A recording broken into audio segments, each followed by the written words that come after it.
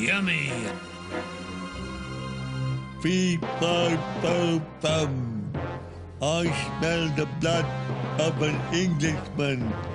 Be he alive or be he dead, I'll grind his bones to make my bread. Once upon a time, in a small kingdom of tiny cottages, babbling brooks, and rolling hills, lived a little witch. A middle-sized wolf, an absolutely enormous giant. His awesome footsteps echoed like thunder throughout the land.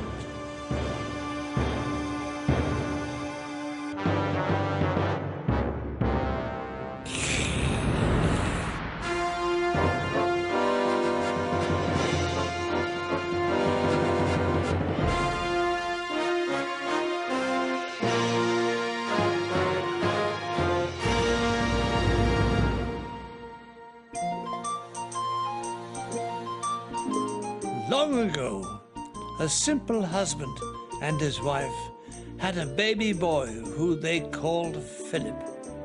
To look at him, he seemed like any other young child, but he was so clever that at the age of 1, he could read perfectly, and at 2, he mastered the most complicated maths, and at 3, he could program the video recorder to come on at the right time. "Oh, that boy is genius," said the proud father. But for all his brain power, Philip loved nothing better than being apprenticed to the local blacksmith, whose trick was to make him laugh by a show of strength, straightening out a horseshoe with his bare hands.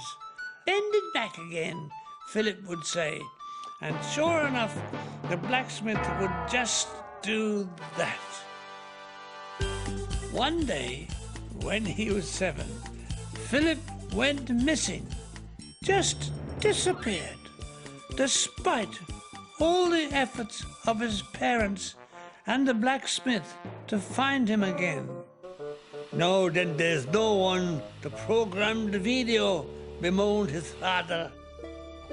In fact, it was many years later that the blacksmith saw young Philip, but in a dream. The apprentice was sitting on a white horse and spoke to the blacksmith. "I have been captured by the giant, and I want you to rescue me. Here is a clue to me whereabouts. The giant's steps are broad and thick. Bring a horseshoe, do a trick. And now, in case you think you're dreaming, take this." And so saying, the white horse gave a tremendous kick with his hind legs to the blacksmith's bottom.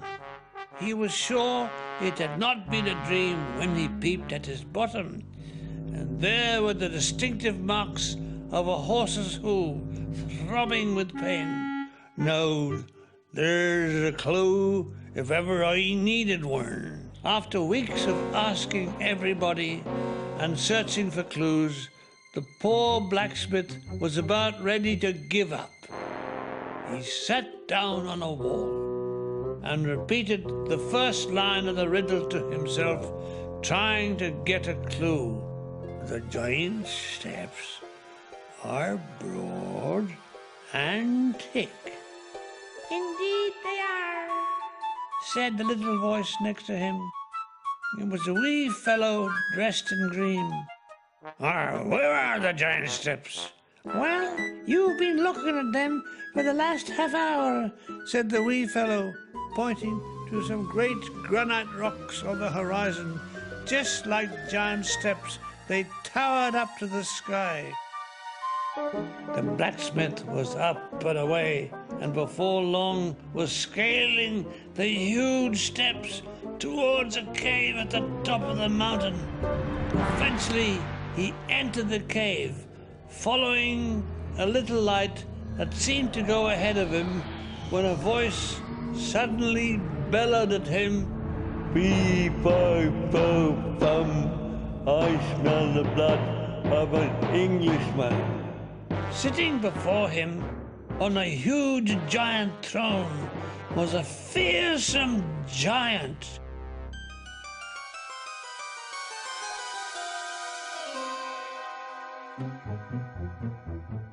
What are you doing in my cave? I'm looking for my apprentice called Philip. If you can find him, you can take him. He's in there. The blacksmith rushed to the opening to see, to his horror, a sea of faces, all lads of the same age and appearance. There must have been hundreds of them. Pick the wrong one and I'll grind your bones for bread, said the giant from his throne.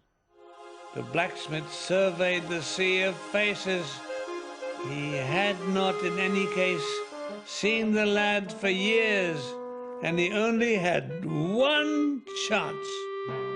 He's the cleverest boy I've got. He taught me the ABD, he did. Suddenly, the blacksmith remembered part of the clue. Bring a horseshoe, do a trick. The sea of faces watched in wonderment as he took the horseshoe from his pocket. With a roll of drums, he grasped the two sides of the horseshoe and pulled it into a straight length of iron. All the boys gasped apart from one. Right in front of him, a lad laughed his head off. "Now then, bend it back again," said the lad. "Ah, this is young Philip," said the blacksmith, grabbing the boy's shoulder, "and he'll be coming with me." Thinking the giant might change his mind, the blacksmith took the boy's arm and made a dash for it. The giant tried to raise himself from his throne, but his arms and legs had turned into rock after so many years of sitting still. He shook himself so violently that he tore himself free, and cracks began to appear all around the chamber.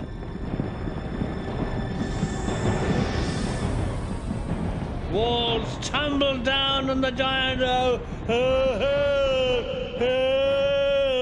leaving a gaping hole through which all the apprentices ran for their lives like ants from a nest. Sometime later, the blacksmith reached home and delivered the boy back to his delighted parents. The boy reset the video timer for them, then sat 12 GCSEs failing the lot. How's that for an unhappy ending?